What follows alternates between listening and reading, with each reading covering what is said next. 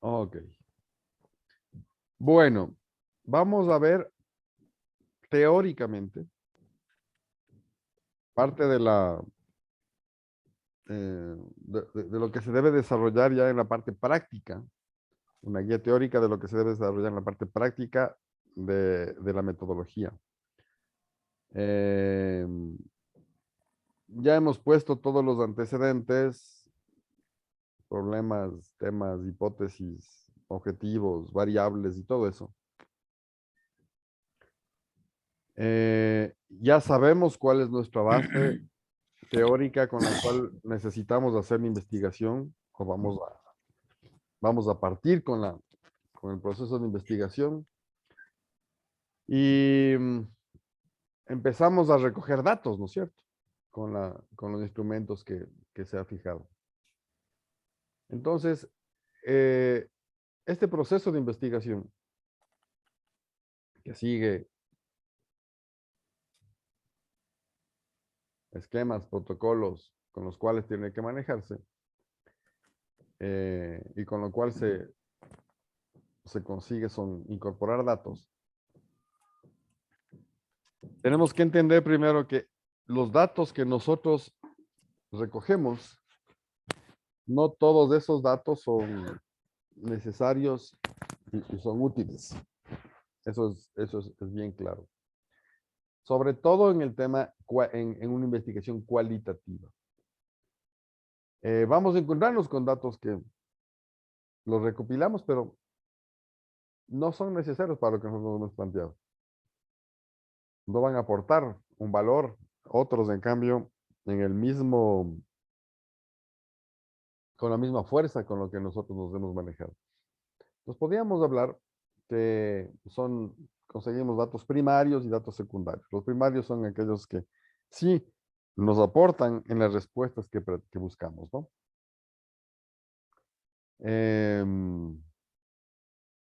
Ahora, estos datos que recogemos, de acuerdo a las técnicas e instrumentos que nos planteamos, los podemos denominar datos brutos. Es decir, hacemos una encuesta, recogemos la información, está ahí. Es un dato bruto. Sabemos que tenemos información, sabemos que los datos están ahí, pero no los hemos analizado todavía. No los hemos conformado en un tema de, de análisis e interpretación de esos datos. ¿Ok? Entonces, eso es lo que tenemos y vamos a ver cómo hacer. ¿De acuerdo? Entonces, estos datos, como les digo, que son de interés o de poco interés, los necesitamos organizar de alguna forma. Necesitamos, una vez organizados, analizarlos. Una vez analizados, hay que interpretar. Y luego, dice poner una definición con respecto al fin de la investigación, es decir, poner conclusiones. Yo les pregunto a ustedes, ¿cuál es la diferencia entre analizar e interpretar?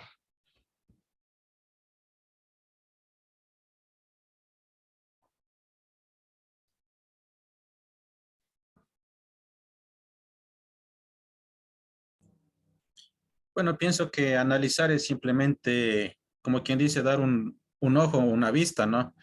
Pero ya lo otro viene ya más lo que corresponde a hacer una argumentación propia, ¿no? De lo que uno se sabe, de lo que se entiende, de lo que se está realizando, del problema, tal vez el problema de investigación. Ok, entonces fíjense, nosotros podemos, perdón, alguien levantó la mano. Ah, no, solo era, profe, para dar mi punto de vista. Claro, Ah, bueno, para mí analizar datos más lo comparo como limpiar datos y interpretar ya es convertir los datos en información. es convertir los datos en información. ¿Ok? Em, pues, a ver, solamente déjenme responder este mensaje de mi hijo. A ver, sí,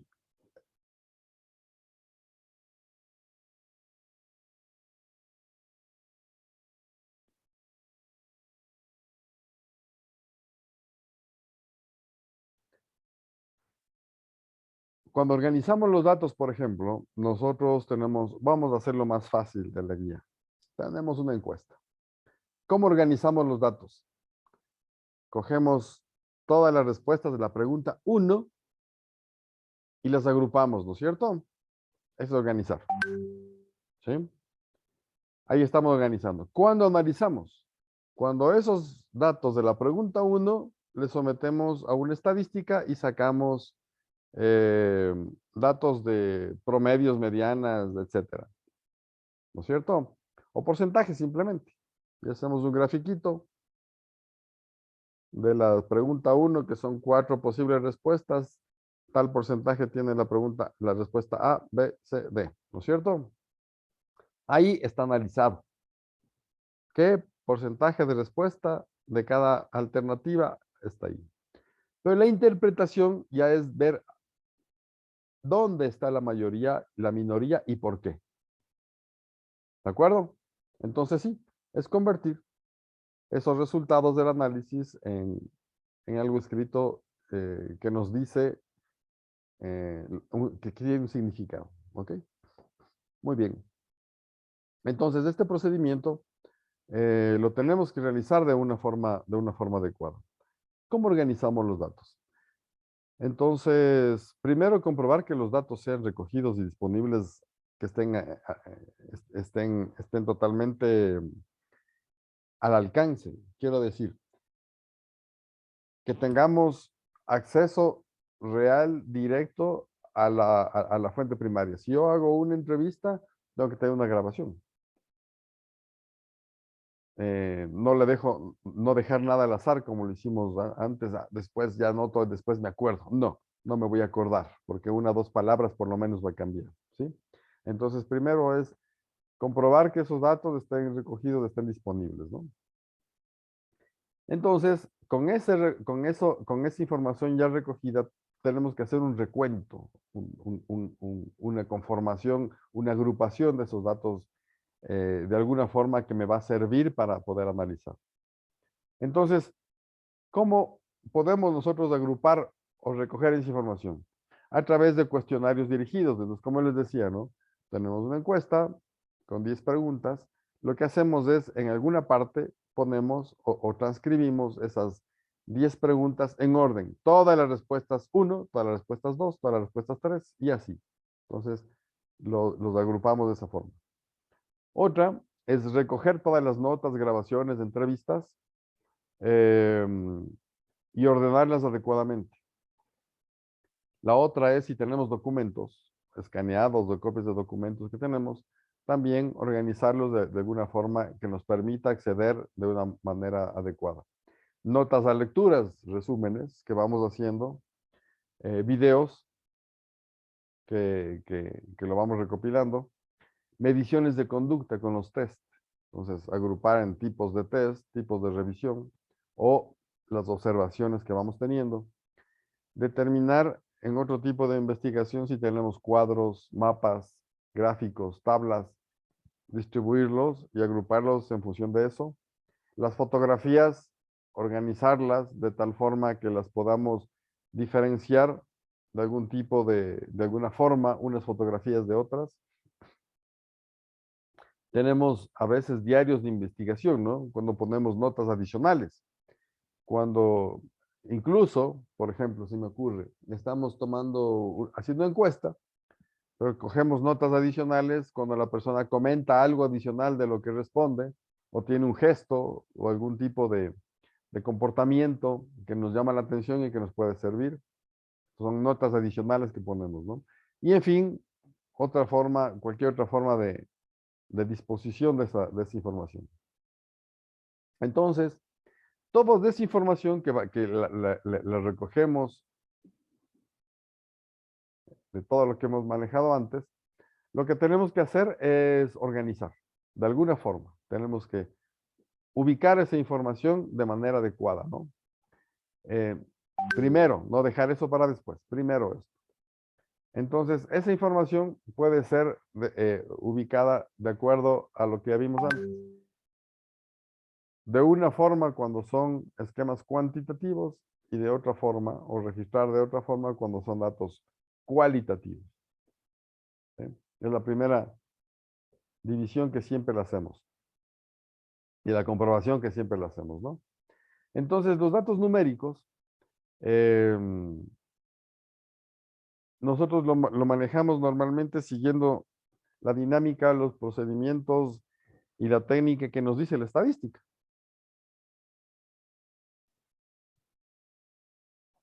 ¿Sí? No hay mucho que ahondar y explicar ahí, ¿no? Entonces, organizamos la información de acuerdo a lo que la estadística nos dice que se debe agrupar para poder tabular. Y de acuerdo a eso, emplear gráficos, cuadros, etc.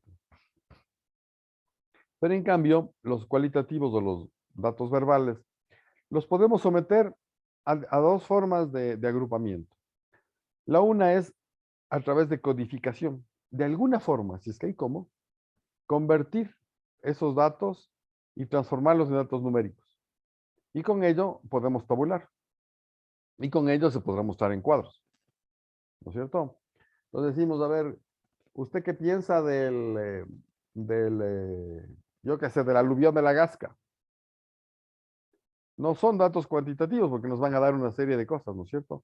Pero de alguna forma podemos manejar. Sí podemos de alguna forma manejar.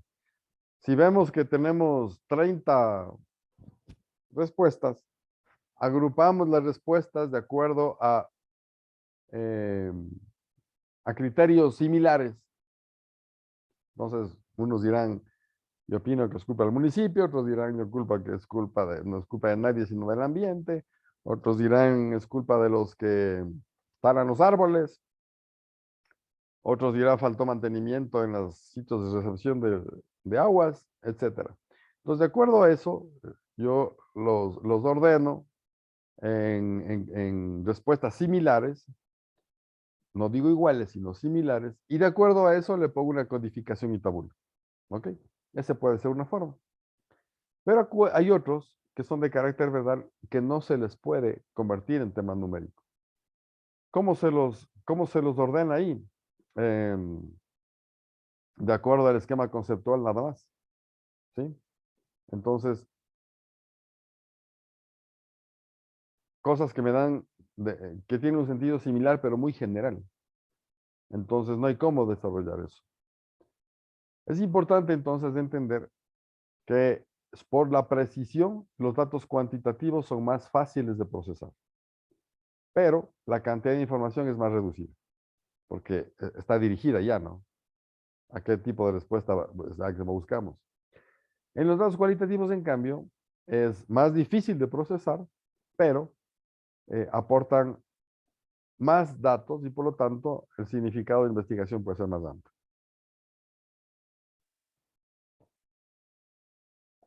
Una y otra forma es beneficiosa más que la otra, dependiendo del tipo de investigación que estemos buscando. Ahora, ¿cómo analizamos entonces los datos cualitativos? Los cuantitativos ya es fácil, ya les digo, ¿no? Procesamos información, ponemos estadísticas e interpretamos eso. Los cualitativos, en cambio, analizamos hechos, analizamos acontecimientos y analizamos esos hechos y acontecimientos incluso en el ambiente en el cual está sucediendo, en el cual le rodea. Entonces, las variables son mucho más amplias, ¿no? Y estos datos entonces tenemos que agruparlos organizarlos de diferente forma, que pueden ser a través de cosas visuales, fotografías, videos, pinturas, etcétera. Los agrupamos así. Otros a través de expresiones. Tomamos datos con expresiones verbales y no verbales. No verbales son gestos, gesticulaciones,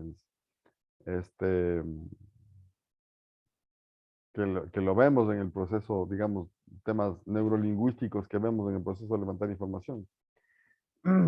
Podemos agrupar contextos escritos cuando hacemos un análisis histórico, por ejemplo, documental, entonces documentos, cartas, revistas, los agrupamos de su origen en diferentes formas.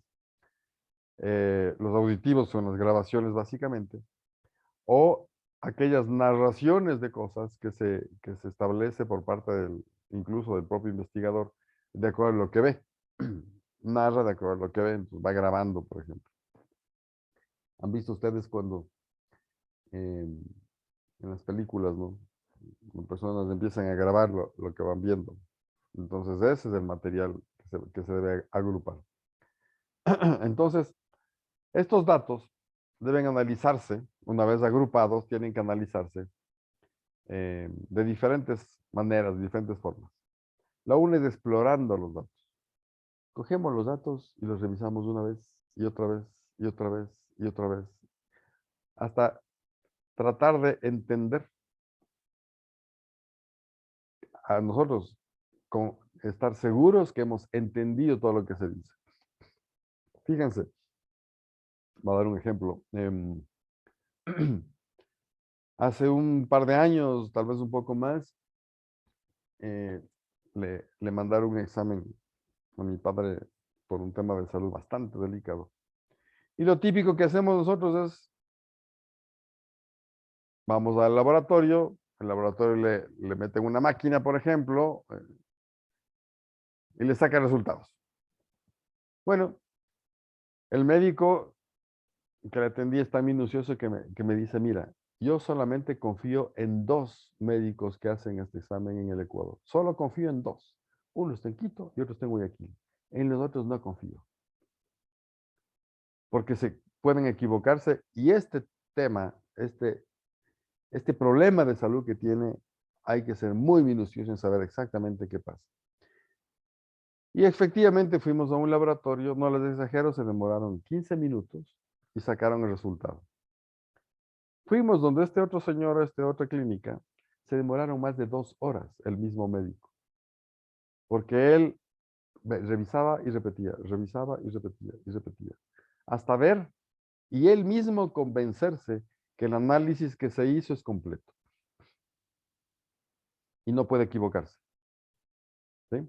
Entonces es eso, explorar los datos. Revisarlos y revisarles hasta uno darse cuenta de cosas, ¿no? La otra es estructurar y categorizar los datos. Es decir, hay que organizarlo primero en unidades y categorías. Como lo que les decía, pongo las respuestas 1 y las divido en respuestas A, B, C, D. Y de acuerdo a eso los organizo y de acuerdo a eso analizo. Entonces, unidades, que es el número, y categorías. El describir las experiencias de los participantes. ¿Sí? No toda la experiencia de la experiencia de uno es diferente a la del otro. La misma pregunta a 2 personas me van a responder cosas similares, pero desde diferente expectativa. ¿Sí? Entonces, yo le pregunto a un docente sobre la disciplina de un estudiante, no, les pregunto a 4 docentes sobre la disciplina de un estudiante X. Les aseguro que van a haber 4 enfoques similares, pero diferentes. ¿No es cierto? Entonces, ¿cuál es la experiencia de los participantes? La otra, hay que descubrir las cosas, ¿no? Hay que descubrir las categorías con las cuales vamos manejando, los conceptos con los cuales vamos desarrollando. Digo los conceptos que van aprendiendo porque yo me reúno con unos cuantos psicólogos y les digo cuál es su concepto de emocionalidad y el sistémico me va a dar un concepto diferente al freudiano, pues, ¿no es cierto? Los temas, los patrones se localizan de diferente forma en los datos, ¿no? ¿Qué significa localizar los datos en los, digamos, los patrones localizados en los propios datos? Yo pregunto algo sobre, no sé, alguna cuestión y le pregunto a un docente que está en la ciudad de Machala y la misma pregunta le hago al docente que está en la ciudad de Ibarra. Me va a dar una información diferente de acuerdo a dónde está localizado cada uno. Tiene una visión diferente de las cosas. ¿Sí? Igual con los vínculos. Y de acuerdo a eso, hay que darle sentido a las cosas.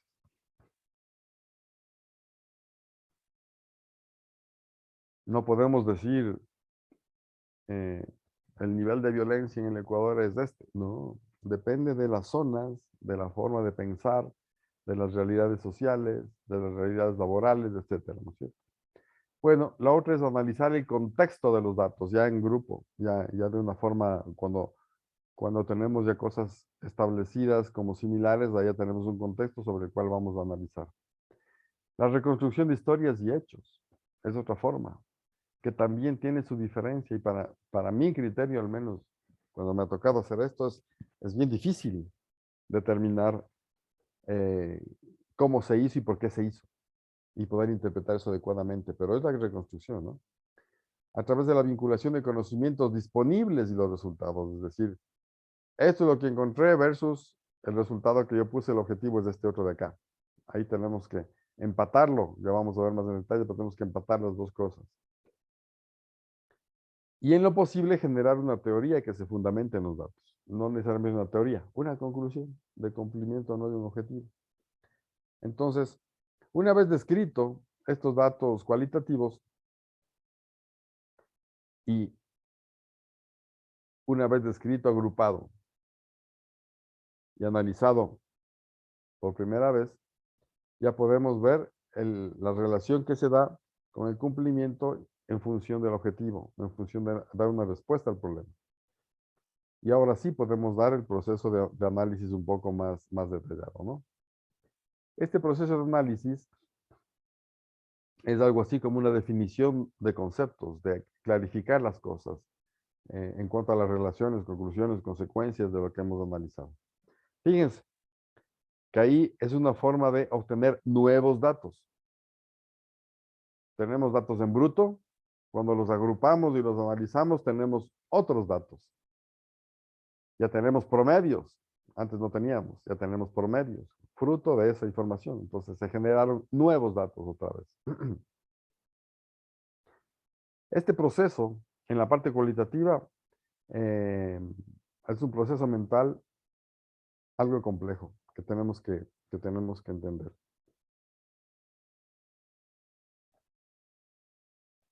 Pues engloba varias cosas, ¿no? Examinar, descomponer cosas, conceptualizar los resultados, reconocer cosas, sintetizarlas de algo grande, hacer algo más específico. Eso saber cómo se explica, saber cómo relacionar con lo que queremos buscar y comprender la razón de por qué se ocurren estas cosas. No digo aceptar, sino comprender nada más, ¿no? Entender por qué. Entonces, para poder analizar, es necesario comparar esta información. Hay que sacar cosas, ¿no? Que valen o que valen poco, de las que no valen. Concretar y luego generalizar esa muestra de acuerdo a la población, a un universo que nos hemos planteado. ¿Ok? Ahí está analizado. Este análisis ahora necesita de una interpretación de los datos.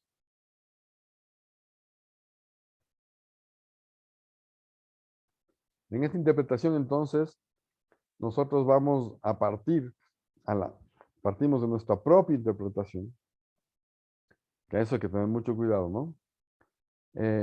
Y ahí ¿por qué? Cuidado, porque ahí pueden aparecer diferencias de analizar esos resultados de unos investigadores a otros y de un estudio a otro, porque les da, siempre les digo, hay que quitarse los juicios de valor, en lo posible, ser totalmente objetivo.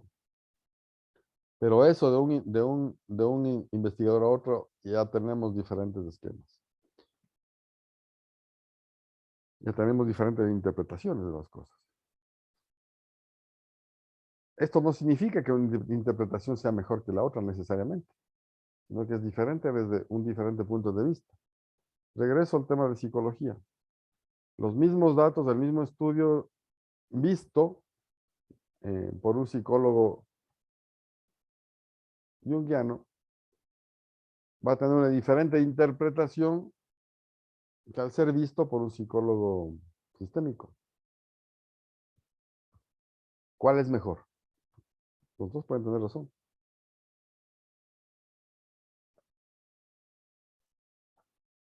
Hay perspectivas con las cuales se manejan, ¿no es cierto? Entonces, primero está el tema de la lógica común y por lo tanto esos datos hay que examinarlos un poco más en conjunto para determinar en dónde está la naturaleza, la esencia de esos datos, las características que tienen y de acuerdo a eso poner un conocimiento más exacto. ¿Sí? Para poder establecer los análisis adecuadamente, junto con una interpretación correcta, nos permite entonces responder a tres aspectos o tres cosas que ya habíamos visto que tienen que relacionarse necesariamente y con lo cual se insiste en esto, ¿no? Porque si acostumbramos a tomarlo como algo separado el uno del otro. El uno es el problema planteado para poder reconocer una respuesta. Planteamos este problema, con los datos tenemos la respuesta o no. El objetivo para establecer los logros alcanzados. ¿Alcanzamos a respondernos o no? ¿Alcanzamos al objetivo? ¿En qué medida? Que tiene que ver con el problema. Y a la hipótesis para verificar o no la validación. Esas variables, causa-efecto, ¿fueron comprobadas o no? Entonces, la hipótesis fue relacionada con los otros dos. ¿Ok? Por lo tanto, tenemos que hacer una correlación de datos. Tenemos que relacionar los datos para que nos dé eso. Entonces, ¿qué es una correlación? Es la relación que existe entre el problema inicial planteado y el resultado obtenido en investigación cualitativa. Habíamos visto que en la investigación cualitativa podemos ir cambiando muchas cosas en el proceso, ¿no? Incluso definir y revisar nuevamente los objetivos, cambiar una hipótesis o sustentar una hipótesis de forma diferente. Entonces, pero tenemos que finalmente correlacionar eso, relacionar las dos cosas. Si es que yo tengo unos resultados diferentes al problema, a la hipótesis, al objetivo que hemos planteado, esto no sirve. Se nos cae la investigación. Se nos hace nula la investigación. Entonces, esto tiene que estar bien claro, ¿no? No tiene que estar fuera de duda.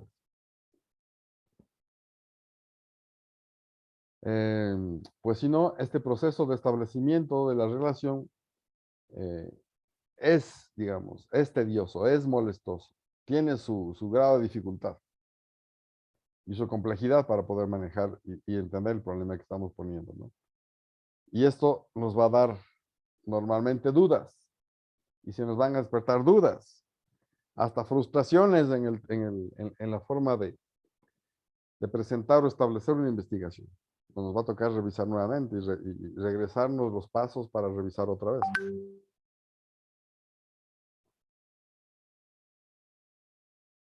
Y finalmente, si es que esas dudas y esa correlación no está clara, entonces no se establece la relación. Y la investigación llega a un punto muerto. Normalmente pasa eso cuando no cuando hemos puesto un problema demasiadamente amplio a lo que queremos nosotros, a lo que realmente en la esencia queremos conocer, ¿no? O las hipótesis están consideradas fuera del esquema de planteamiento del objetivo. Y eso no debe pasar en una investigación cualitativa. Entonces hay que clarificar, hay que sintetizar y hay que comparar esa información.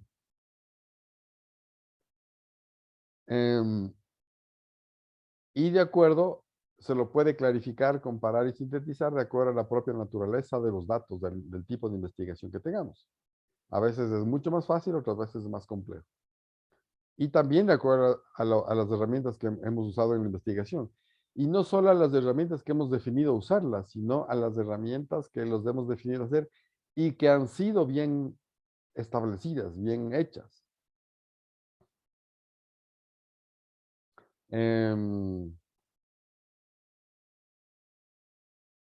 ¿Por qué? Porque, miren, nosotros ahora, para poder analizar los datos, podemos hacerlo de diferentes formas, ¿no es cierto?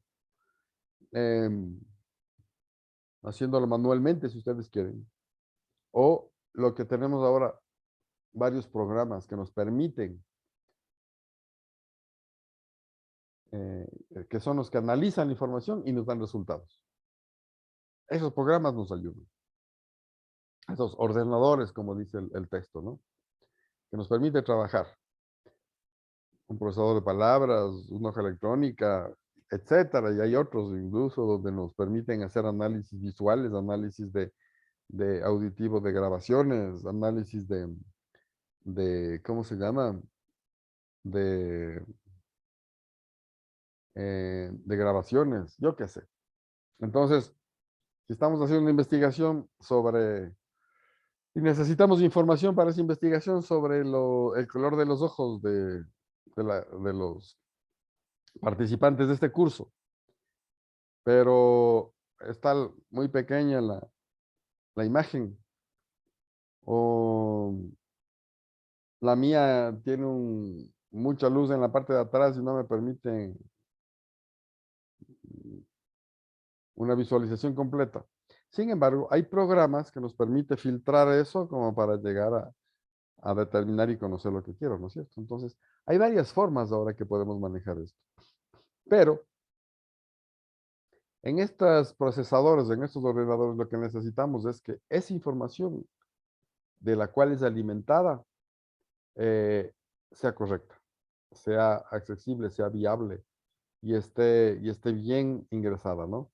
Si yo pongo datos correctos para sacar las estadísticas y gráficos, me va a dar un resultado correcto. Si yo pongo datos incorrectos y cometo errores u omisiones, me va a dar datos distorsionados, ¿no es cierto?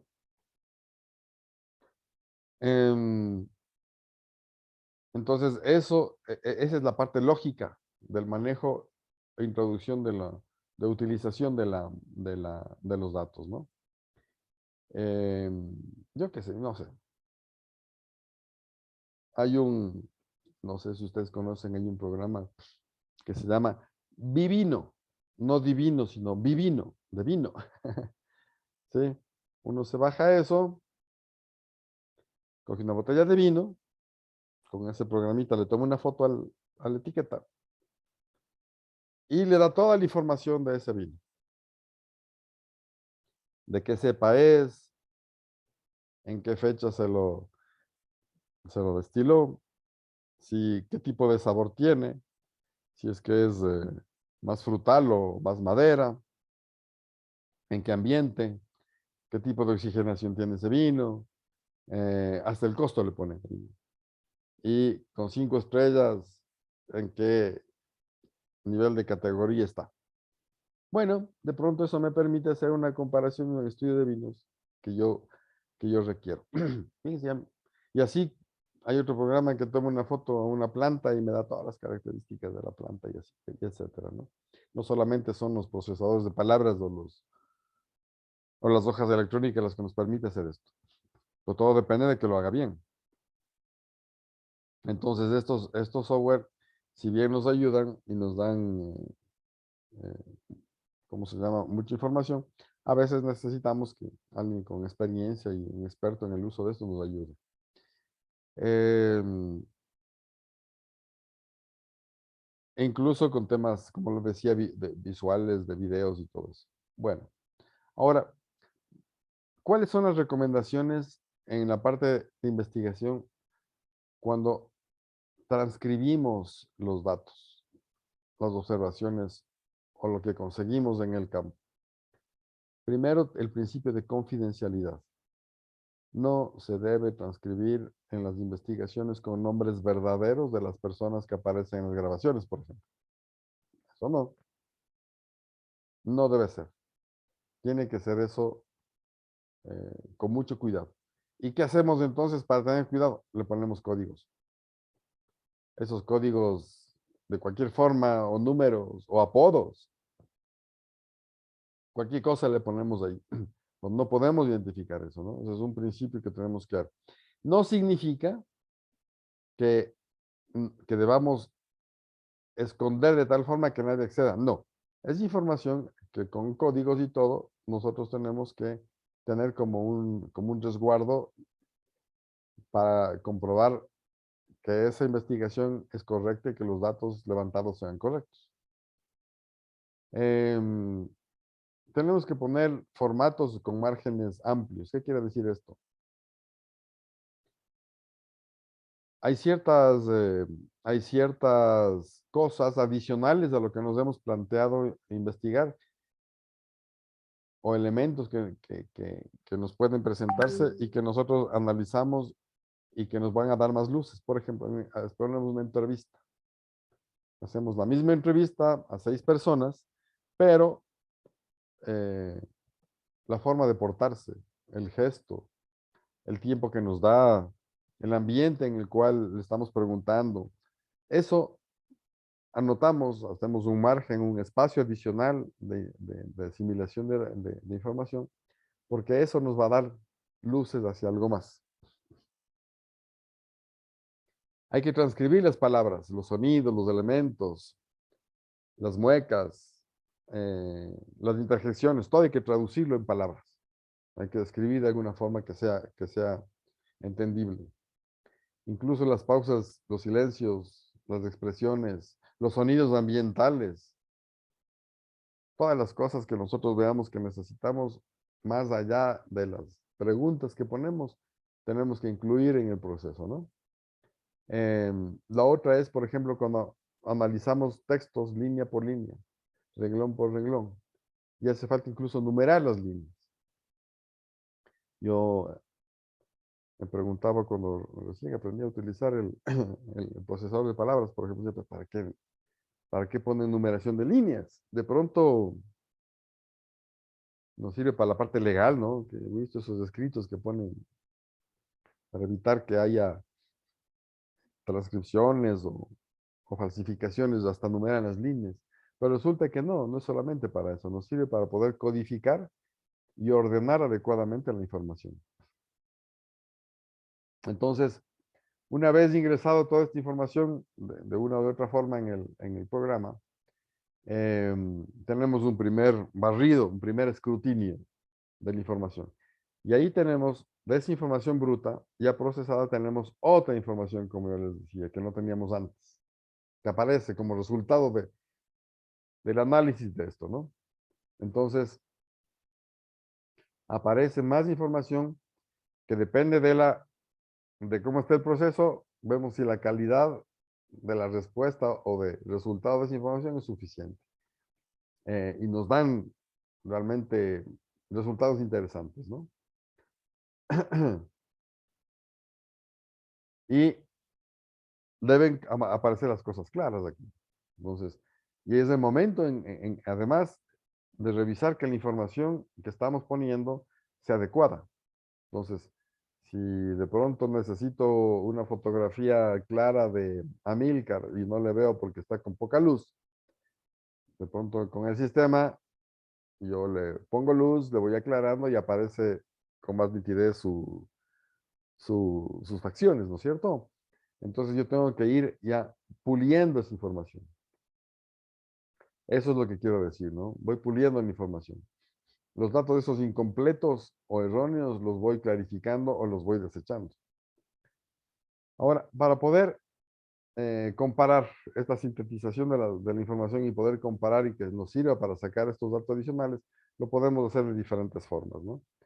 Un esquema cronológico, lo ordenamos en función del orden que fueron recogidos los datos. O puede ser por sucesión de eventos. Primero pongo estos datos que luego son previos a que suceda otro evento. Entonces los voy ordenando de esa forma, ¿no? Antes de, después de, o a la vez. Por tipo de datos. Si son documentos, si son entrevistas, si son fotografías, observaciones, etc. Lo voy ordenando de esa forma. Por ubicación del ambiente. Información del centro, del norte, del sur, urbano, rural, cercano, lejano, ¿sí? O por temas, que es lo más común que se maneja. O importancia del participante. Hay investigaciones donde hay actores como en las películas, ¿no? Actores principales, actores secundarios y testigos. Entonces, o como en las cuestiones legales, ¿no? Los actores principales tienen la misma información con un sentido diferente que los secundarios o los testigos. Y una razón diferente de utilizarlos.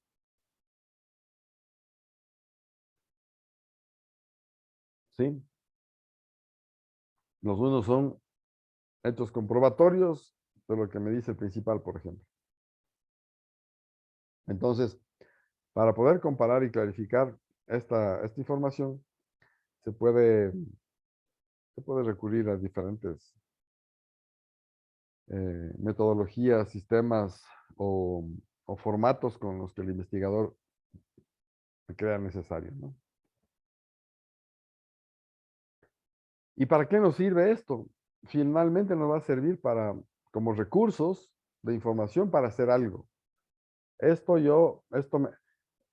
información que yo levanté, que me dice que los estudiantes tienen una desmotivación en tal y tal y tal cosa. Para poder estudiar, entonces, es un recurso del docente para poder mejorar las clases a futuro, ¿no? Para poner conclusiones, de acuerdo a los objetivos conseguidos, para dar respuestas a los problemas planteados, para hacer una simplificación de hechos ante algo que yo quiero documentar, etcétera. Entonces hay varias cosas que puedo manejar, ¿no? Incluso puedo utilizar la información no necesariamente de manera bruta, sino unificarla a través de gráficos por columnas que me dan filas en las cuales voy comparando, por ejemplo, etcétera. ¿Sí? Entonces, esto, para poder dar una guía de uso de la información que nosotros estamos levantando, ¿no? Así, una guía teórica, por supuesto. No podemos establecer por el tiempo algo más práctico.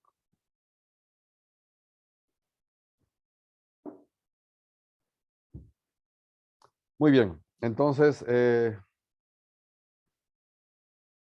ahora sí vienen las inquietudes. Tomando en cuenta, verán que esta es la última clase, la penúltima clase.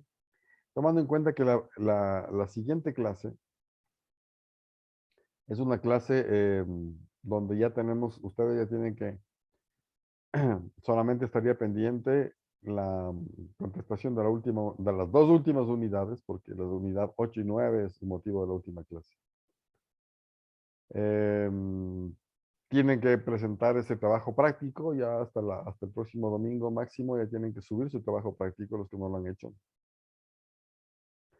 Y el trabajo de soporte adicional, que es ya la unificación de todas estas partes pequeñas que hemos venido haciendo en un solo documento, que yo ya las tengo que poner en su plataforma para que sepan el formato, las guías, las fechas y todo eso para que también lo puedan subir.